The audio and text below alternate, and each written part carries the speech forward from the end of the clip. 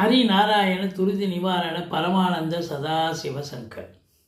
நாளென் செய்யும் வினைதானென் செய்யும் என்னை நாடி வந்த கோளென் செய்யும் கொடுங்கூற்று என் செய்யும் குமரேசர் இரு தாளும் சிலம்பும் சதங்கையும் தண்டையும் சண்முகம் தோளும் கடம்பும் எனக்கு முன்னே வந்து தோன்றினே.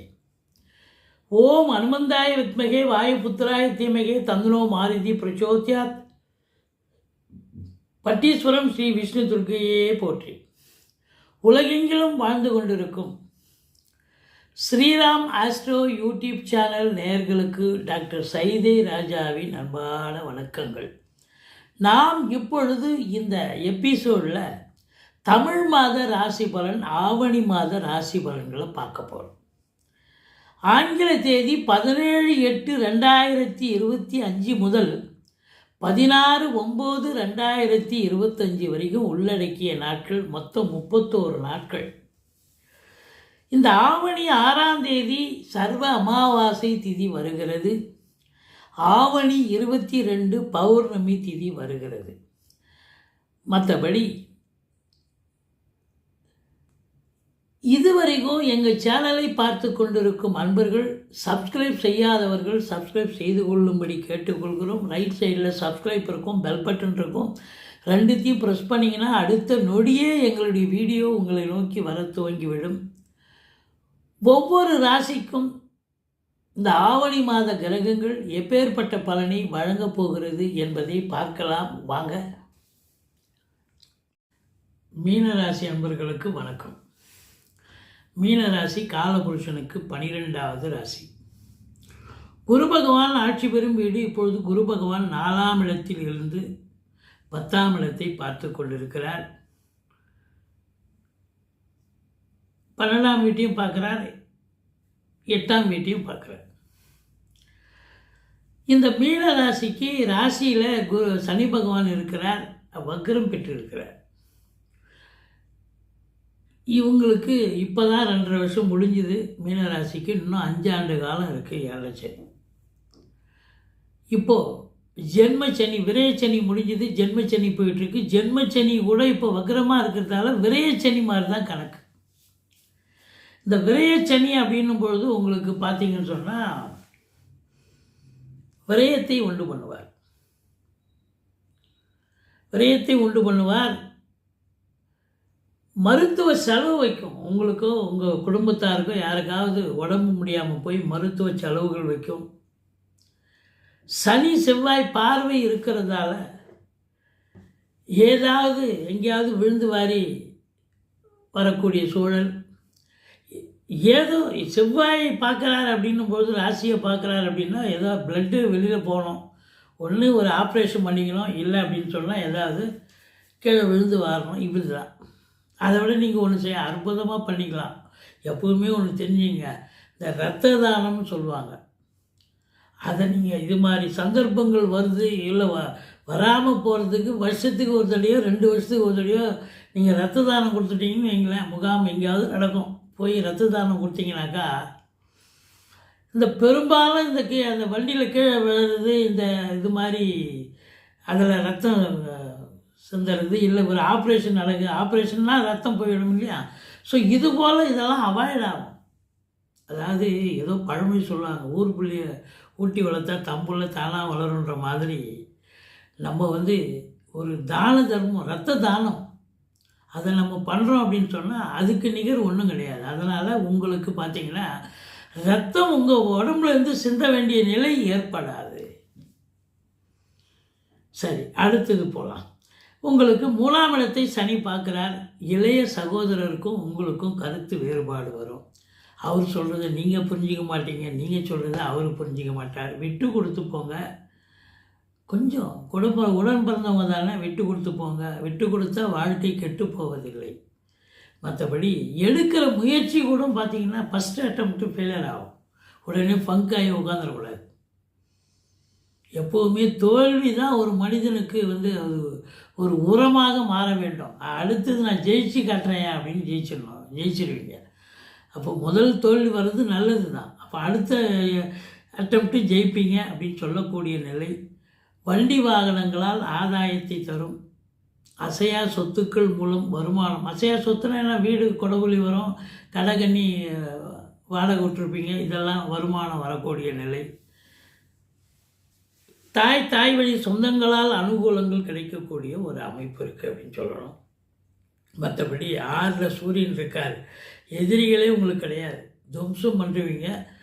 சொந்த அதாவது என்ன அப்படின்னாக்கா, சொந்த தொழில் செய்யக்கூடிய அன்பர்களுக்கு நம்பிக்கைக்கு பாத்திரமான பணியாளர்கள் கிடைப்பார்கள் என்று சொல்ல வேண்டும். மற்றபடி 2ஆம் வீட்டு அதிபதி 2க்கும் 9க்கும் ஆதிபத்தியம் பெற்ற செவ்வாய் 7ல் அமர்ந்து 2ஆம் வீட்டை பார்த்து கொண்டிருக்கிறார். அதனால் குடும்பத்தில் எந்த ஒரு பிரச்சனையும் இருக்காது. நல்ல பண வருவாய், பொருள் வருவாய், குடும்பத்தில் அமைதி, நிம்மதி, சந்தோஷம், குதூகலம் நிச்சயமாக ஏற்படக்கூடிய ஒரு தருணம் அப்படின்னு சொல்லணும். இதில் 4க்கும் 7க்கும் ஆதிபத்தியம் பெற்றவன் முதல் வாரம் கடகத்தில் இருப்பார், அதுக்கப்புறம் 18 நாள் சிம்மத்தில் இருக்கார், கடைசி வாரம் தன்னுடைய வீட்டில் கன்னியில் ஆட்சி உச்சம் பெறுகிறார். அப்படி 7ஆம் இடத்து அதிபதி நல்ல நிலையில் இருப்பதால் வாழ்க்கை துணை அல்லது மனைவியால் யோக பாக்கியங்கள், நண்பர்களால் ஆதாயம், கூட்டு தொழில் செய்கிறவங்களுக்கு கூட்டாளிகள் ஒரு அரவணைப்பாக இருப்பாங்க, கூட்டு தொழிலும் சிறப்பாக செல்லும். இந்த பார்த்தீங்கன்னு சொன்னால் பத்திரிகை துறை, மீடியா துறை, எழுத்துத்துறை, புதனுடைய ஆதிக்கம் நிறைந்த ஆசிரியர்கள், பேராசிரியர்கள், இலக்கியவாதிகள், சொற்பொழிவாளர்கள், மேடை பேச்சாளர்கள், கவிஞர்கள், ஆடிட்டர்கள், வழக்கறிஞர்கள், ஜோதிடர்கள், டாக்குமெண்ட் ரைட்டர்ஸ், இப்படி சொல்லிக்கிட்டே போகலாம். புதனுடைய ஆதிக்கம் மிக சிறப்பாக இருக்கிறது. நல்ல சிறப்பாக பணியாற்றுவீங்க. பத்திரிகை துறை, மீடியா துறையில் இருக்கிறவங்க கொடி கட்டி பறக்கக்கூடிய நிலை அப்படின்னே சொல்லலாம்.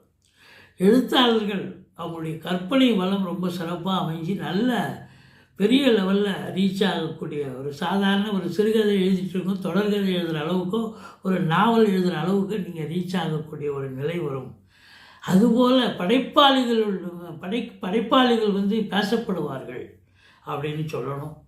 மற்றபடி சுக்கிரனுடைய ஆதிக்கம், கலைத்துறையில் இருக்கக்கூடிய அன்பர்களும் தங்களுடைய திறமையை வெளிக்கொணரக்கூடிய ஒரு தருணம், ரெகக்னைசேஷன் கிடைக்கும், பத்திரிகைகள் பாராட்டும், மீடியாக்கள் பாராட்டும், அரசுக்கு கவன ஈர்ப்பு கொண்டு வந்து அரசு உங்களை பாராட்டக்கூடிய ஒரு நிலை ஏற்படும் அப்படின்னு சொல்லக்கூடிய நிலை.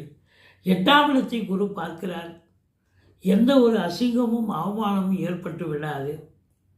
மற்றபடி உங்களுக்கு பாக்கி நிலுவை ஏதாவது இருக்கும், தொழில் பண்ண இடத்துல ஒரு 4 வருஷமாக தரல, 5 வருஷமாக தரலன்னு பெண்டிங் லிஸ்ட்டில் நிறைய வச்சுருப்பீங்க, டெட்லைனில், அதெல்லாம் இந்த நேரத்தில் வந்து கொண்டாந்து கொடுத்துட்டு போவாங்கன்னு நீங்களே ஆச்சரியப்படுவீங்க. வரா கடன்கள் வசூலாகும், இன்சூரன்ஸ் பணம் கிளைம் ஆகி கைக்கு வரக்கூடிய ஒரு காலகட்டம். மற்றபடி உங்களுக்கு அடுத்தவங்க தொட்டு உங்களுக்கு உதவுங்க. அப்போ அந்த நேரம் பார்த்தீங்கன்னா அதாங்க 8ஆம் இடம்ன்றால அதிர்ஷ்டம். அதான் அடுத்தவங்க தொட்டு உதவுன்னா நீங்கள் எடுத்துகிட்டு போகிறதில்ல, அவங்க கொண்டாந்து கொடுத்துருப்பான், வச்சுருங்க நான் வந்து வாங்கிக்கிறேன் அப்படிம்பாங்க. அதுபோல் எல்லாத்தையும் விட ஒரு சிறப்பு அம்சம் என்னன்னா, 10ஆம் இடத்தை குரு பார்க்குறாரு. சொல்லவா வேணும்? 10க்குடையவன் 10 பார்க்குறாருன்னா 10 சிறப்பு தானே. தொழிலில் வளர்ச்சி, இமாலய வளர்ச்சி, பிரம்மாண்ட வளர்ச்சி கண்டிப்பாக இருக்கும். தொழில் வளர்ச்சி இருக்குதுன்னு சொன்னால் அப்போ நீங்கள் வந்து சம்பாத்தியம் சிறப்பாக இருக்கும். தொழில் வளர்ச்சினா எப்படி, நீங்கள் கடன் வாங்குவீங்க, வங்கி, நண்பர்கள், உறவினர்கள் கிட்ட கடன் வாங்கி தொழிலை விரிவாக்கம் பண்ணுவீங்க, இல்லை இன்னொரு பிரான்ச்சு ஓப்பன் பண்ணுவீங்க. அப்போ இன்புட் இருக்குதுன்னு சொன்னால் அவுட்புட் கண்டிப்பாக கிடைக்கத்தான் கிடைக்கும். இல்லை புதுசாக நான் வேலைக்கு சேர போகிறேன், நான் படிச்சிருக்கோம், வேலைக்கு முயற்சி பண்ணுறோம், கண்டிப்பாக உங்கள் முயற்சி சக்ஸஸ் ஆகி வேலையில் சேருவீங்க. இல்லை சொந்த தொழில் பண்ணணுமா, சொந்த தொழில் பண்ணுறதுக்கான அமைப்பும் இருக்கிறது. 12ல் ராகு, இன்னும் அதை பற்றி பெருசாக சொல்லி ஆகணும். ராகு 12ல் இருந்தால் இந்த மீன ராசியில் பிறந்தவங்களை யாரெல்லாம் வெளிநாடு அனுப்பணுமோ இப்போ இந்த நேரம் அவர் விசா பாஸ்போர்ட்லாம் எடுத்து இவரே ராகுவே அனுப்பிச்சிடுவார், ஃப்ளைட்டில் ஏற்றி அனுப்புவார். அதான் அங்கே இருக்கிற உண்மை. வெளிநாடு உயர்கல்விக்கு போகிறீங்க, உத்தியோகத்துக்கு போகிறீங்க, சொந்த தொழிலுக்கு போகிறீங்க, எதற்கு இப்போ சென்றாலும் ஒரு வாய்ப்பு கண்டிப்பாக உங்களுக்கு இந்த காலம் நீங்கள் போகணும்னு ஒரு விதி இருந்தால் அந்த ராகு பகவான் ஃப்ளைட் எடுத்துருவார். அந்நிய பொருளாதாரம் வீடு தேடி வரும். இம்போர்ட்டிங் எக்ஸ்போர்ட் பிஸ்னஸ் பண்ணக்கூடியவர்களுக்கும் சிறப்பான காலம். எலக்ட்ரானிக்கல் கூட்ஸ், லேப்டாப், கம்ப்யூட்டர் போன்ற சாதனங்கள் உற்பத்தியாளர்கள், சேல்ஸ் அண்ட் சர்வீஸ் பண்ணக்கூடியவர்கள், இவங்களுக்கெல்லாம் ஒரு பொற்காலம். அதாவது இந்த கம்ப்யூட்டர் சென்டர்லாம் இருக்குது இல்லையா, இன்றைக்கி அதெல்லாம் பெரிய லெவலில் ரீச் ஆகிட்டுருக்கு. நிறைய பேர் படிக்கிறாங்க, ஆன்லைனில் படிக்கிறாங்க, நேரில் போய் படிக்கிறாங்க. புதுசாக வந்து ஒரு சில சப்ஜெக்ட், ஒரு சிலபஸ். அதுபோல் ராகுனாலே பிரம்மாண்டம், மனுஷன்தான் பிரம்மாண்டத்தை ஏற்படுத்துகிறான், புதுசாக கண்டுபிடிக்கிறான். அது எல்லோரும் நம்ம படிச்சுட்ருக்கோம், அதெல்லாம் நம்ம செய்கிறோம். மற்றபடி தொழிலில் வளர்ச்சி இருக்கா, சூப்பராக இருக்குது. உத்தியோக மேன்மை இருக்குது, இப்போ வருமானம் இருக்கும், எல்லாம் இருக்குது, எந்த குறையும் இல்லை அப்படின்னு சொல்லக்கூடிய நிலை. இந்த மீன ராசியில் பிறந்தவர்கள் பார்த்திங்கன்னா 12, 13, 14 சந்திராஷ்டம நாள் வருவதால் எச்சரிக்கையாக இருந்து கொள்ளுங்கள். அதாவது சொந்த வண்டி வாகனங்களை பயன்படுத்தாதீங்க. ஒரு பஸ்ஸில் போங்க, ட்ரெயினில் போங்க, ஆட்டோவில் போங்க. அது எல்லாம் ரிப்பேர் ஆனால் அடுத்த ஆட்டோவில் போய்க்கலாம், அடுத்த பஸ் ஏறி போய்க்கலாம். இப்போ ஆஃபீஸ் போயிட்டே இருக்கலாம். சொந்த வண்டி எடுத்து போனீங்கன்னா பாதியில் நின்று போயிடுங்க. அதை ரிப்பேர் பண்ணி எடுத்துக்கிட்டு வீட்டுக்கு வருவீங்களா, ஆஃபீஸ் போவீங்களான்னு தெரியாது. ஏன்னா மணி ஆகி போச்சுன்னு வைங்க, வீட்டுக்கு தான் வரணும் இல்லையா. ஒரு 1 ஹவர் பர்மிஷன் போடலாம், 2 ஹவர் போடலாம். அதுக்கு மேலே எப்படி லீவு தான் போட முடியும். இல்லை மேனேஜர்கிட்ட போய் திட்டு வாங்க முடியுமா, அதிகாரிக்கிட்ட போய் டோஸ் வாங்க முடியுமா? ஃபோன் அடித்து சார் ரிப்பேர் ஆகிடுச்சு, நான் லீவ் சார்ன்னு சொல்லிட வேண்டியதான், வீட்டுக்கு வர வேண்டியது. அது இதெல்லாம் தவிர்க்க இருக்கிறதுக்காகத்தான் நம்ம வந்து பஸ்ஸில் போங்க, ஆட்டோவில் போங்க, துட்டு செலவானாலும் பரவாயில்ல, அதிகபட்சமாக அன்றைக்கி கொஞ்சம் சேஃபாக போய் சேருவீங்க. உங்களுக்கு அதாவது ஃபிசிக்கல் கஷ்டம் இல்லாமல் இருக்கும், மற்றபடி குறை ஒன்றும் இல்லை. நீங்கள் வணங்க வேண்டிய தெய்வம் அப்படின்னு பார்த்தீங்கன்னா, நீங்கள் பெருமாளை செய்வீங்கள், சக்கரத்தாழ்வாரை வழிபாடு செய்யுங்கள், பட்டீஸ்வரம், விஷ்ணு, துர்க்கை, மற்றபடி ஆஞ்சநேயரை வழிபாடு செய்யுங்கள். வாழ்க்கை வளமோடும் நலமோடும் அமையப் போகிறது. நன்றி, வாழ்க வளமுடன். எங்களுடைய வீடியோ பிடிச்சிருந்தால் லைக் பண்ணுங்கள், ஷேர் பண்ணுங்கள், சப்ஸ்கிரைப் பண்ணுங்கள், மறக்காமல் சப்ஸ்கிரைப் பண்ணுங்கள்.